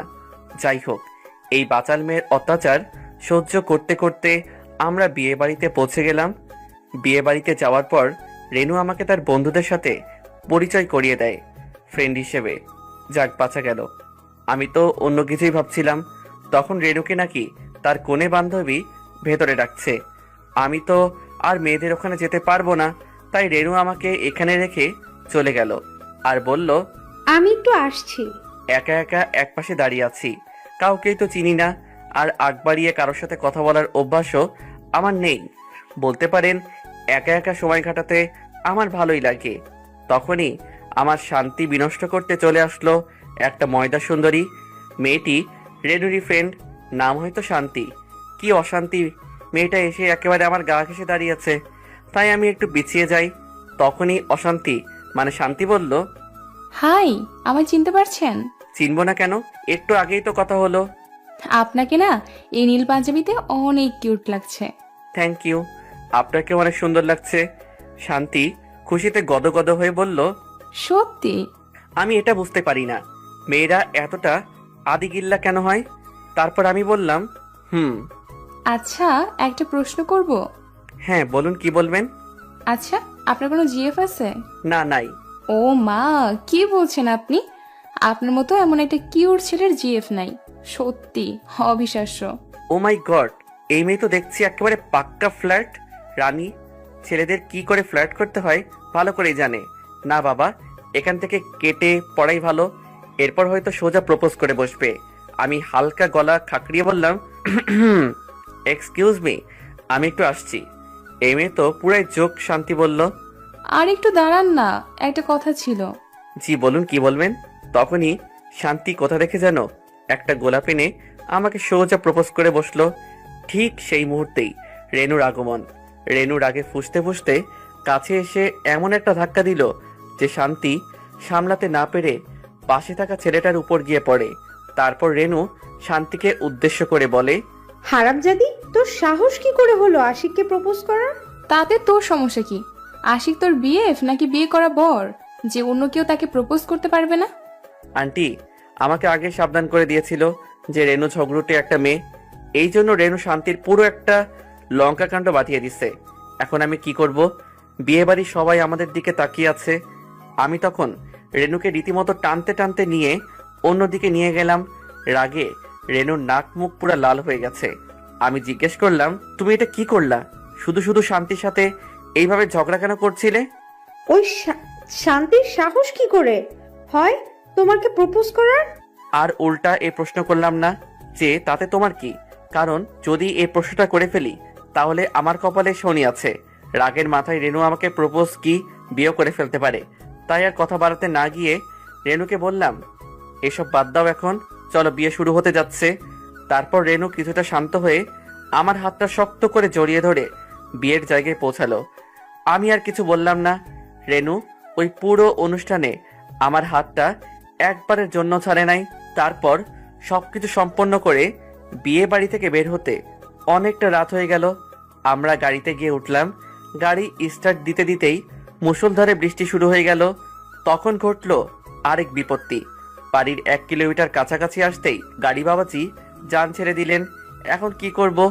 বাইরে এত বৃষ্টি, তারপর এত রাতে কোনো গাড়িও পাওয়া যাবে না, আর সারা রাত এখানেও থাকতে পারবো। তখন আমি রেনুর দিকে তাকিয়ে দেখি ও খুবই খুশি। আমি রেনুকে জিজ্ঞাসা করলাম, এই বিপদে তুমি এত খুশি হচ্ছ কেন? রেনু হাসি মুখে জবাব দিল যে তার নাকি বৃষ্টিতে ভিজতে খুব পছন্দের। সে নাকি বৃষ্টি নামলেই বৃষ্টিতে ভিজা শুরু করে। কথাটা বলতে দেরি রেনু গাড়ি থেকে নেমে বৃষ্টিতে ভিজা শুরু করলো। আমি তো পুরাই রেনুর এই কাণ্ড দেখে। রেনু বাইরে গিয়ে বাচ্চাদের মতো নাচানাচি শুরু করে দিয়েছে আর খিলখিল করে হাসছে। সে কি হাসি! কারো হাসিও এত সুন্দর হতে পারে? আমি অবাক দৃষ্টিতে রেনুর দিকে তাকিয়ে আছি। তখন দেখি রেনু থেমে গিয়ে আমার দিকে তাকিয়ে আছে। রেনু ইশারায় জিজ্ঞাসা করলো, কি হয়েছে? আমার দিকে এভাবে তাকিয়ে আছো কেন? আমিও মাথা নেড়ে জবাব দিলাম, কিছু না। তখন দেখি রেনু আমাকেও ডাকছে। আমি না করে দিলাম। কারণটা তো আপনারা ভালো করেই জানেন, আমার বৃষ্টি সহ্য হয় না। কিন্তু কে শুনে কার কথা? আমাকে কিছু বলতে না দিয়েই রেনু আমাকে টেনে গাড়ি থেকে নামায়। কি আর করা, আমিও রেনুর সাথে যোগ দিলাম। ভালোই লাগছে রেনুর সাথে এভাবে বৃষ্টিতে ভিজতে। তারপর আমরা বৃষ্টিতে ভিজতে ভিজতেই হেঁটে বাড়ির দিকে রওনা দিলাম। কিছুক্ষণ পর বৃষ্টি কিছুটা হালকা হয়ে যায়, কিন্তু ঠান্ডা বাতাস বইতে শুরু করে। তখন দেখি রেনু আমার সাথে একেবারে গা ঘেঁষে হাঁটতেছে। আমার হাতটা শক্ত করে জড়িয়ে ধরে আছে। আমি লক্ষ্য করলাম ঠান্ডা বাতাসের কারণে রেনু শীতে ঠকঠক করে কাঁপছে। এখন আমি কি করি? আমার কাছে কোনো কোট নেই যে রেনুর গায়ে চাপিয়ে দেব। আশেপাশে কোনো দোকানও দেখছি না। আর এদিকে শীতের কারণে রেনুর অবস্থা খারাপ হয়ে যাচ্ছে। এই মায়ারে কেটাই কইছিল এমনি নাইচ্চা নাইচ্চা বৃষ্টিতে ভিজতে। রেনু শীতে এতটাই কাবু হয়ে গেছে যে ঠিক মতো হাঁটতেও পারছে না। আমি কোনো উপায়ান্তর না দেখে রেনুকে কোলে তুলে নিলাম। রেনুর সাথে সাথে আমার গলা জড়িয়ে ধরে একেবারে বুকের সাথে মিশে যেতে চাইলো। এখনো কাঁপছে সে, তাই আমি দ্রুত হাঁটতে লাগলাম। কিছুক্ষণের মধ্যেই বাড়ি পৌঁছে গেলাম। দরজার সামনে এসে আমি রেনুকে নামিয়ে দেই। রেনুর দিকে তাকাতেই দেখি লজ্জায় চোখ নামিয়ে নিছে, আর দেখি মিটি মিটি হাসছে। লজ্জার কারণটা তো বুঝলাম, কিন্তু মেয়েটা হাসছে কেন? তারপর দরজার কলিং বেল টিপতেই আন্টি বেরিয়ে এলো। আন্টি আমাদের দেখে তো পুরো টাসকি খাইয়া গেল, কারণ আমরা পা থেকে মাথা অবধি পুরো কাক ভেজা হয়ে গেছি। আন্টি ব্যস্তভাবে জিজ্ঞেস করলেন, তোদের এই হাল কি করে? এরপর রেনুই তার মাকে সবকিছু বলে। তারপর দেখি আন্টি আমার দিকে কেমন যেন সূক্ষ্ম দৃষ্টিতে তাকিয়ে আছে। আমি কোনো কারণ উদ্ধার করতে না পেরে আন্টিকে জিজ্ঞেস করে ফেললাম যে, কি হয়েছে আন্টি, আমার দিকে এভাবে তাকিয়ে আছেন কেন? তখন আন্টি আমার বুকের বাম দিকে পাঞ্জাবিতে আঙুল তাক করে বললেন, এখানে কি হয়েছে বাবা? তাকিয়ে দেখি লিপস্টিকের দাগ কাম সারছে। এটা নিশ্চয়ই রেনুর কাজ, আর এজন্যই হাসছিল। আজকালকার মেয়েরা কি ধরনের লিপস্টিক ব্যবহার করে আল্লাহ জানে, এত ভেজার পরও উঠে নাই। আমি তখন রেনুর দিকে তাকাতেই দেখি মিটিমিটি হাসছে আর বলল, মা, আমি উপরে যাই, গিয়ে চেঞ্জ করে নেই। এখন আমি আন্টিকে কি বলি? তখনই মাথায় একটা বুদ্ধি এলো। আমি বললাম, আন্টি, আসলে বিয়েবাড়িতে একটা মেয়ে হুমড়ি খেয়ে পড়ে যাচ্ছিল, আমি তাকে ধরে ফেলি, তখনই হয়তো। ও আচ্ছা, ঠিক আছে, জলদি ঘরে গিয়ে চেঞ্জ করে নাও, নয়তো আবার অসুখ করবে। আমি ছাড়া পেয়ে সোজা উপরে চলে আসি আর চেঞ্জ করে ঘুমিয়ে পড়ি। আশ্চর্য ব্যাপার, আমার কোনো রকম জ্বরই আসলো না। যাই হোক, সকালে ঘুম ভাঙে রেনুর মিষ্টি ডাকে। রেনু বলে, স্যার, আপনি নাকি অফিস যাবেন? এতটা বেলা পর্যন্ত ঘুমালে কি করে হবে? লাফিয়ে উঠে দেখি 9টা বাজতে চললো, তাই উঠেই ওয়াশরুমে চলে যাই। বাইরে এসে দেখি রেনু আমার জন্য উপরেই নাস্তা নিয়ে এলো। আমি তড়িঘড়ি করে নাস্তা শেষ করি। এরপর নিচে এসে দেখি রেনুও সাজুগুজু করেই রেডি। আমাকে বলল আমি যেন তাকে ভার্সিটিতে নামিয়ে দিয়ে যাই। আপনাদের তো বলাই হয়নি, রেনু এবার অনার্স লাস্ট ইয়ারে পড়ে। তারপর আমরা আন্টির থেকে বিদায় নিয়ে বেরিয়ে পড়ি। পুরো রাস্তা রেনুর টেপ রেকর্ডার চালু ছিল। আমি ভেবে পাই না এই মেয়ে এত কথা বলে কিভাবে। রেনুকে কলেজে নামিয়ে অফিসে চলে আসি। আঙ্কেল আমাকে আমার কেবিন দেখিয়ে দিলেন, আর একজন বয়স্ক লোক এসে আমার কাজগুলো বুঝিয়ে দিল। আমার খুবই ভালো লাগছে। অনেক দিন পর আবার কাজে ফিরলাম। ফুরফুরে মেজাজেই কাজ চালিয়ে গেলাম। এভাবে কেটে গেল 1 সপ্তাহ সময়। আমি অফিসে চলে এলে রেনু বারবার ফোন দিয়ে আমাকে বিরক্ত করত, আর সব সময় বলতো আমি যেন কোনো মেয়ের আশেপাশে না যাই। একবার তো রেনুর কলেজের এক মেয়ের সাথে কথা বলার সময় রেনু এসে হাজির হয়ে যায়। আর মেয়েকে কি ঝাড়ি দিয়েছিল মাইরি, কি বলবো। সবার সামনে আমার ইজ্জতের ফালুদা করে আমাকে রেখে গাড়িতে নিয়ে চলে গিয়েছিল। পরে আবার ন্যাকা কান্না কেঁদে সরিও বলে। অবশ্য রেনুর এই দুষ্টু মিষ্টি শাসনগুলো কেন জানি আমারও ভালো লাগে। একদিন কাজ করছিলাম, তখন আঙ্কেল আমাকে ফোন করে বলল, যত তাড়াতাড়ি সম্ভব বাড়িতে চলে আসো। ভাবলাম নিশ্চয়ই বড় কিছু ঘটেছে, তাই তখনই আমি বেরিয়ে পড়ি। বাড়ির গেটে প্রবেশ করতে দেখি বাড়ি থেকে 3 জন মানুষ বেরিয়ে আসছে। একজন মাঝবয়সী মহিলা আর একজন লোক, সাথে আমার বয়সী একটা ছেলে। মাথায় রুমাল চেপে আসে। খেয়াল করে দেখলাম মাথা থেকে রক্ত বের হচ্ছে। আমি গাড়ি থেকে নামার আগেই তারা গাড়িতে উঠে চলে যায়। আমি বাড়িতে ঢুকতে দেখলাম আঙ্কেল আমার দিকে রাগীভাবে এগিয়ে এলো আর বলল, তুমি আমাদের সাথে এরকমটা কি করে করতে পারলে? আমি আঙ্কেলের এরকম রাগী চেহারা দেখিনি। উনি সবসময়ই আমার সাথে হেসে কথা বলেছেন। আমি তো ভয়ে চুপসে গেলাম। আমতা আমতা করে জিজ্ঞাসা করলাম, কি কি করেছি আঙ্কেল? কি করেছো মানে? তুমি আর রেনু একে অপরকে ভালোবাসো, এটা আমাদের থেকে লুকিয়ে রেখেছো কেন? তোমরা যদি আমাদেরকে আগে থেকেই বলে দিতে তাহলে রেনুর জন্য আর পাত্র খুঁজতে হতো না। রেনুর জন্য তোমার থেকে ভালো পাত্র আর হতে পারে না। তাছাড়া তোমরা আগেই বলে দিলে আজকে ওই ছেলেটার মাথাটা ফাটাতো না। মানে একটু আগে যে ছেলেটা গেল ওর কথা বলছেন? কিন্তু ওর মাথা ফাটলো কি করে? আমি ফাটিয়েছি। সব কত আমাকে বিয়ে করতে এসেছিল, আবার বলে কি না পাত্রীর সাথে আলাদা কথা বলতে চায়। তাই দিছি রুমে নিয়ে আচ্ছা মতো ধোলায়। তাহলে আমি তাড়াতাড়ি তোমাদের বিয়ের ব্যবস্থা করে ফেলি, কি বলো তুমি? দাঁড়ান আঙ্কেল, তার আগে আমি আপনাদের কিছু বলতে চাই। আসলে আমি প্রথম থেকেই বুঝতে পেরেছিলাম যে রেনু আমাকে ভালোবাসে। কিন্তু আঙ্কেল, আমার পক্ষে রেনুকে বিয়ে করা সম্ভব নয়। কেন, তুমি কি আমায় পছন্দ করো না? আসলে ব্যাপারটা সেটা না। তুমি অনেক ভালো মেয়ে, তোমাকে না পছন্দ করার কোনো কারণই নেই। তাহলে আমাকে বিয়ে করতে তোমার প্রবলেমটা কোথায়? সমস্যা আছে, অনেক বড় সমস্যা।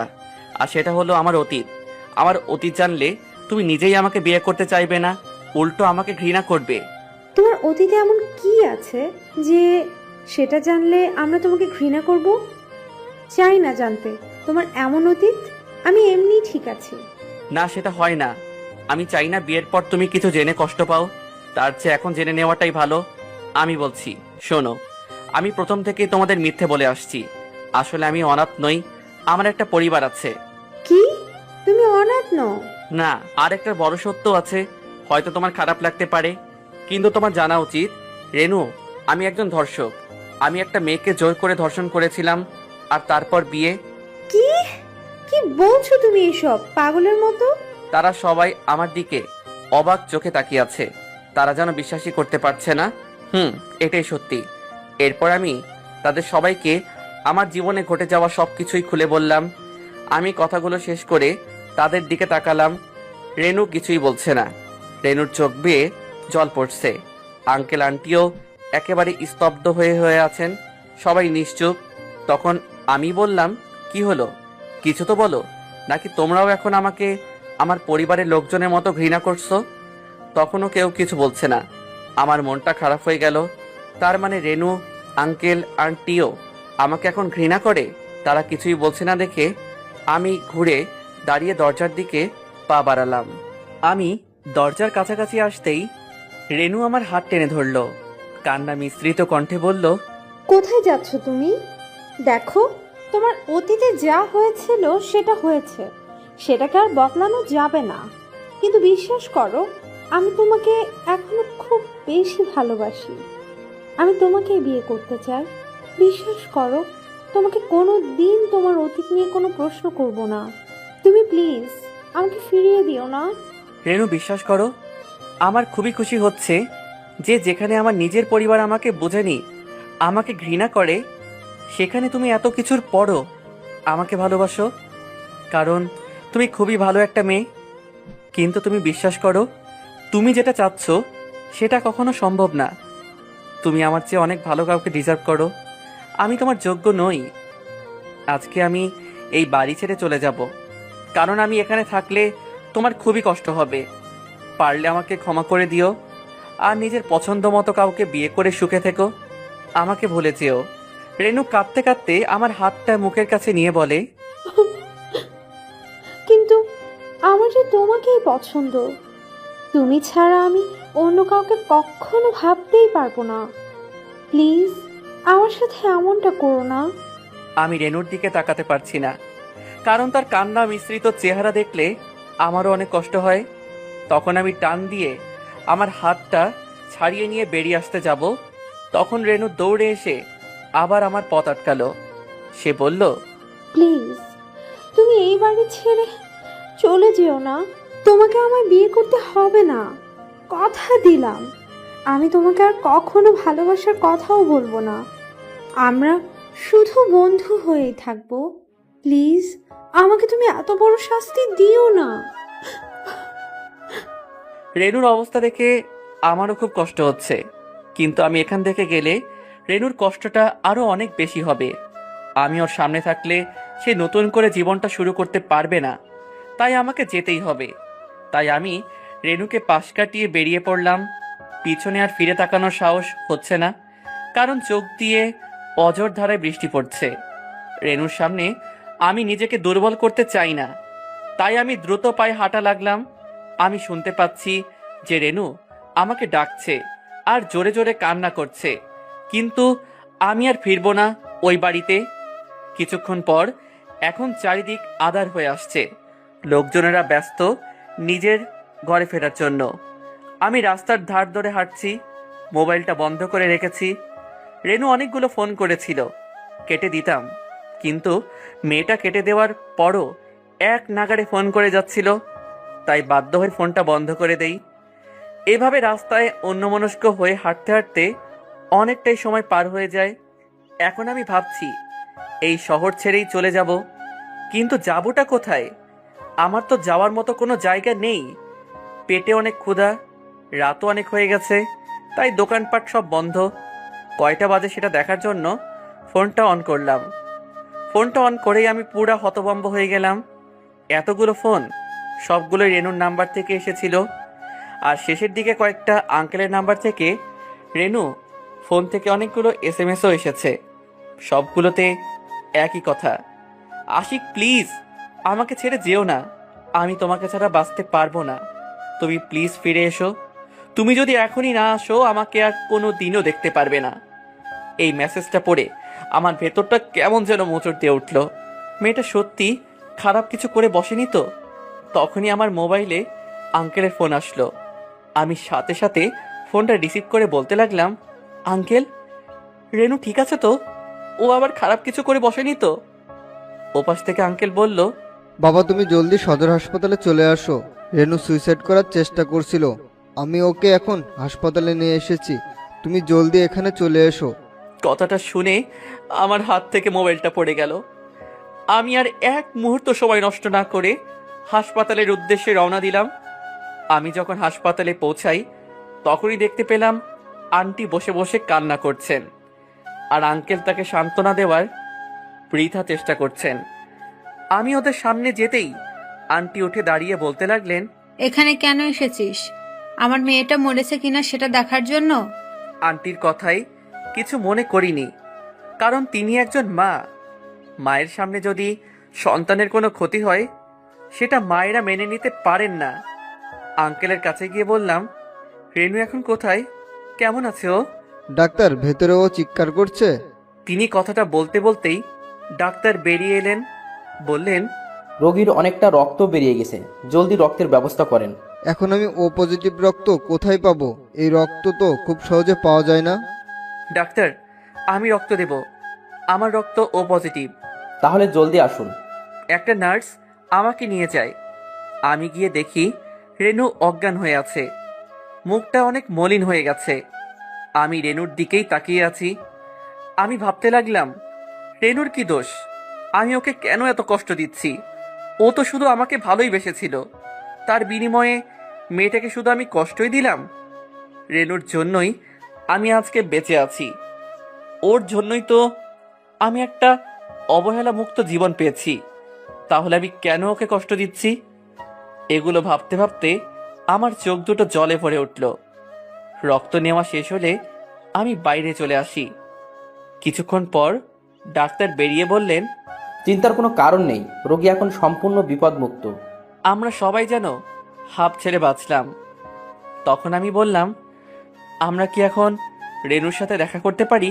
হ্যাঁ, তা পারেন, তবে একজন একজন করে। আমি যাব আমার মেয়ের সাথে দেখা করতে। কিন্তু আঙ্কেল আন্টিকে থামিয়ে দিয়ে বললেন, আশিক তুমি যাও আগে, এতে রেনুরই ভালো হবে। তো আমি সাথে সাথে কেবিনের ভেতরে ঢুকলাম। ঢুকতেই দেখি রেনু চোখ বন্ধ করে শুয়ে আছে। আমি গিয়ে তার পাশেই বসলাম। আমি তার পাশে বসতেই রেনু চোখ খুলে ফেলে, আমাকে দেখে মুখ ঘুরিয়ে নেয়। আমি বললাম, কি হলো, কথা বলবে না আমার সাথে? দেখো, আমি কিন্তু এখানে শুধুমাত্র তোমার সাথে কথা বলার জন্য এসেছি। থাক, কথা বলতে হবে না, শুধু এটাই বলো, শুধু শুধু বোকার মতো মরতে গেলে কেন? অবশ্য তোমার মতো মেয়েরা বোকাই হয়। আরে, যে ছেলেটা তোমার ভালোবাসাকে বুঝতেই পারেনি, তার জন্য মরতে গেছিলে। একবার তোমার বাবা মায়ের কথা ভাবলে না? তুমি তো তাদের একমাত্র মেয়ে। তুমি চলে গেলে তাদের কি হবে? স্বার্থপর মেয়ে একটা। রেনু কিছুই বলছে না, অন্যদিকে ফিরেই কাঁদছে। তখন আমি বললাম, ঠিক আছে, তুমি যখন কথাই বলবে না, তাহলে ঠিক আছে, আমিও গেলাম। এরপর আমি উঠে দাঁড়াতেই রেনু আমার হাত ধরে বলে, প্লিজ আবার চলে যেও না, আমি তোমাকে ছাড়া বাঁচতেই পারবো না। তুমি যদি আমাকে বিয়ে না করো তাহলে আবার। ঠিক আছে, আমি তোমাকে বিয়ে করব, কিন্তু আমার কিছু শর্ত আছে। রেনু হাসি মাখা মুখ নিয়ে বলল, তোমার যে কোনো শর্তেই আমি রাজি। বলো তোমার কি কি শর্ত? আমার শর্ত হলো, তোমাকে আগে তোমার পড়ালেখা শেষ করতে হবে। অবশ্য তুমি তো অনার্স লাস্ট ইয়ারেই পড়ো, আর 4 মাস পরেই তোমার পরীক্ষা। তাই সবকিছু ভুলে লেখাপড়ায় মন দিতে হবে, আর ভালোও করতে হবে। তাছাড়া আমার কিছু সময় প্রয়োজন। তোমাকে বিয়ে করতে হলে আমার আখির থেকে ডিভোর্সটা নিতে হবে। এসব কিছুর জন্য আমার সময় লাগবে। আমি রাজি, কিন্তু আমাদের সম্পর্ক যেমন ছিল তেমনই থাকতে হবে। তোমাকে আমার সাথে সময় কাটাতে হবে। ঠিক আছে, তাই হবে। 2 দিন পর রেনু হাসপাতাল থেকে ছাড়া পায়। সবকিছু আবার আগের মতো হয়ে গেল। রেনু পড়াশোনায় মন দিল, আর আমি আমার অফিসের কাজে। কারণ এখন আমাকে অফিসের সব গুরুত্বপূর্ণ কাজগুলোই সামলাতে হয়। এইভাবেই সময়গুলো কাটতে লাগলো। একদিন আমাদের অফিসের জন্য একটা সিনিয়র পোস্টে লোকের প্রয়োজন পড়ল। তো আমি বিজ্ঞাপন দিয়ে দিলাম, ইন্টারভিউয়ার হিসেবে থাকবো আমি আর 2 জন অফিস কর্মী। এরপর নির্ধারিত দিনে ইন্টারভিউ নিতে শুরু করলাম। একটা পোস্টের জন্য 10 জনের মধ্যে থেকে 1 জনকেই বাছাই করতে হবে। ইন্টারভিউ নেওয়া শুরু হলো। 9 জনের ইন্টারভিউ নিয়েছি, কিন্তু কাউকেই উপযুক্ত বলে মনে হয়নি। 10 নম্বর প্রার্থী ছিল একজন মেয়ে। আমি আসলে খুবই বিরক্ত হয়ে গেছি। ওই মেয়ের কাগজপত্র কিছুই পড়লাম না। আমি নিচের দিকে তাকিয়ে মাথা ঠান্ডা করার জন্য চেষ্টা করছি। তখন ওই মেয়েটির প্রবেশ। আমি না তাকিয়েই বসতে বললাম। তখন আমার সহযোগী বলল আমি যেন আগে প্রশ্ন শুরু করি। তখন আমি মেয়েটির দিকে মুখ তুলে তাকাতেই মাথায় যেন আকাশ ভেঙে পড়ল। আমি সিট থেকে দাঁড়িয়ে পড়লাম। মেয়েটিও আমাকে দেখে সমান অবাক। মেয়েটিও আসন ছেড়ে দাঁড়িয়ে গেল। আমাকে এভাবে দাঁড়িয়ে যেতে দেখে আমার সহকারী বলে উঠলেন, মিস্টার আশিক, কোনো সমস্যা? আমি মেয়েটির দিকেই তাকিয়ে আছি। মেয়েটির চোখের কোণে জল স্পষ্ট, কিন্তু আমি এখন অনেকটাই শক্ত হয়ে গেছি। তাই আমি সামলে নিয়ে আমার সহকারীর মুখের দিকে তাকিয়ে দেখি ভদ্রলোক হাঁ করে তাকিয়ে আছেন আমার দিকে। তখন উনি আবারও বললেন, কোনো সমস্যা? এবার আমি বুঝতে পারলাম যে আমি দাঁড়িয়ে পড়েছি। একজন ইন্টারভিউয়ারের এমন আচরণে আশ্চর্য হওয়ারই কথা। আমি তখন বসে পড়লাম। এরপর মেয়েটিকে বসতে বললাম। মেয়েটি হয়তো আমার এমন অচেনা আচরণে একটু কষ্টই পেয়েছে। তার গাল বেয়ে 1 ফোঁটা জল টপ করে পড়ে গেল। তখন আমি একটু চড়া কণ্ঠেই বললাম, কি হলো, বসছেন না কেন? তখন মেয়েটি ধপ করে বসে পড়ল। আমিও প্রশ্ন করে চললাম। মেয়েটিও একের পর এক উত্তর দিয়ে যাচ্ছে। আমার দিকে এক দৃষ্টিতে করুণ চোখে তাকিয়ে আছে। আমার প্রশ্ন করা শেষ হলে অন্যরা শুরু করলেন। মেয়েটি এবারও সব প্রশ্নের উত্তর দিল। এরপর আমরা মেয়েটিকে বললাম, আপনি বাইরে গিয়ে অপেক্ষা করুন, আমরা 5 মিনিট পর ফলাফল জানিয়ে দেব। তখনও মেয়েটি আমার দিকে তাকিয়ে আছে, আমাকে কিছু একটা বলতে চাচ্ছে, কিন্তু আমি তার দিকে তাকাইনি। মেয়েটি বাইরে চলে যায়। তখন আমার এক সহকারী বলল, এই মেয়েটা আমাদের এই পোস্টের জন্য একেবারে উপযুক্ত। কি বলেন আপনারা? ঠিক আছে, মেয়েটাকে আমার কেবিনে পাঠিয়ে দিন, ওখানে সবকিছু নিয়ে আলোচনা করব। এরপর আমি কেবিনে চলে আসি। মাথাটা একেবারে ঝিম ধরে গেছে। চেয়ারে বসে ভাবতে লাগলাম, আপু আপু এখানে কি করছে? ও কাজ কেন খুঁজছে? আর যদি ওর কাজ করার ইচ্ছাই থাকে তাহলে আমাদের অফিসেই তো জয়েন করতে পারতো। এখানে এত দূরে অন্য শহরে আসার মানেটা কি? আর ওকে এতটা মনমরা লাগছে কেন? চেহারাটাও কেমন যেন ভেঙে গেছে। তখনই আদিবা আপু আমার কেবিনের সামনে আসে, বলল, আসতে পারি? হ্যাঁ আসুন। আমি চেয়ারে বসে আছি। আপু ভিতরে আসার পর দেখলাম তার চোখ লাল হয়ে আছে, মনে হয় কেঁদেছে। এতক্ষণ আমি কি বলবো কিছুই বুঝতে পারছি না। আমি কিছু বলছি না দেখে আপুই বলল, ভাইয়া তুই বেঁচে আছিস? আমার বুকের কোনো একটা জায়গা যেন লাফিয়ে উঠল। অনেকদিন পর আপুর মুখে ভাইয়া ডাকটা শুনলাম। আমি আর নিজেকে সামলাতে পারছি না, কিন্তু এখন আমায় কাঁদলে চলবে না। আমি উঠে দাঁড়িয়ে কঠোর কণ্ঠে বললাম, আমি মরে গেলে হয়তো ভালো হতো, তাহলে আমার মতো অমানুষের চেহারাটা আপনাকে আজ দেখতে হতো না। তখন দেখলাম আপু ডুকরে কেঁদে উঠল, গলা দিয়ে আওয়াজ বের হচ্ছে না। ওর কান্না দেখে আমারও খুব কষ্ট হচ্ছে। তারপরে বললাম, আরে আপনি এভাবে কাঁদছেন কেন? তখনই আপু দৌড়ে এসে আমার গলা জড়িয়ে কান্না জুড়ে দিল আর বলতে লাগলো, ভাইয়া তুই আমাকে ক্ষমা করে দে। এমনি তোর প্রতি আমরা যে অন্যায় করেছিলাম তার ফল 3 মাস ধরে ভোগ করছি। প্লিজ আমাকে ক্ষমা করে দে। তোকে আমরা বিনা কারণে কষ্ট দিয়েছিলাম, তোকে কথা বলার কোনো সুযোগই দেইনি। তুই জানিস না ভাইয়া, তুই চলে আসার পর আমাদের জীবনে অনেক বড় একটা কাল নেমে এসেছে। তখন তোর কথা খুব মনে পড়েছিল, কিন্তু আমরা জানতাম তুই অ্যাক্সিডেন্টে মারা গেছিস। আমার খুব কষ্ট হতো যখন মনে পড়তো তোর সাথে কত খারাপ ব্যবহার করেছিলাম। আপুর কথাগুলো শুনে আমি স্তম্ভিত হয়ে গেছি। কি বলছে এসব আপু? তখন আমি আপুকে ধরে একটা চেয়ারে বসিয়ে দিলাম আর বললাম, আপু কান্না বন্ধ করো আর আমাকে খুলে বলো কি হয়েছে। এবার ওর মুখের দিকে তাকিয়ে দেখলাম মুখটা খুব শুকনা লাগছে, মনে হচ্ছে সকাল থেকে কিছুই খাইনি। আমি জিজ্ঞেস করলাম, তোর কি ক্ষুধা লেগেছে? সকালে কিছু খেয়েছিস? আপু মাথা নিচু করে ফোপাচ্ছে।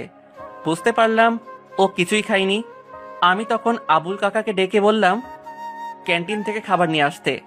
তিনি হলেন অফিসের পিয়ন, বয়স 40+, তাই কাকা বলেই ডাকি। কাকা খাবার দিয়ে চলে যায়। আপু এখনো কেঁদেই যাচ্ছে। আমি বললাম, আপু খেয়ে নে, তারপর সবকিছু শুনবো। আমারও তোর সাথে অনেক কথা আছে। কিন্তু আপু খাচ্ছে না।